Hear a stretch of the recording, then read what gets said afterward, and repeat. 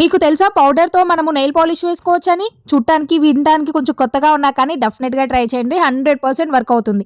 ఒక ప్లేట్‌లోకి పౌడర్‌ని తీసుకోండి. అది ఏ పౌడర్ అయినా పర్లేదు. టాల్కమ్ పౌడర్ అయ్యి ఉండాలి. ఇందులోనే కొంచెం గ్లూ వేసుకోవాలి. ఇంక మీ మ్యాచింగ్‌కి తగినట్లుగా మీరు ఏ కలర్ డ్రెస్ వేసుకుంటే దానికి తగినట్లుగా ఇట్లాగా కలర్ మిక్స్ చేయొచ్చు. నాకు కొంచెం లైటిష్ గ్రీన్ కావాలని డార్క్ గ్రీన్ ప్లస్ వైట్ కలర్‌ని మిక్స్ చేసుకుంటున్నాను. ఇందులోనే మిక్సింగ్ కోసం కొన్ని చుక్కలు మాత్రమే వాటర్‌ని ఏసేసుకొని బాగా మిక్స్ చేసుకున్నారు అంటే చూసారా ఎంత మంచి కలర్ వచ్చిందో.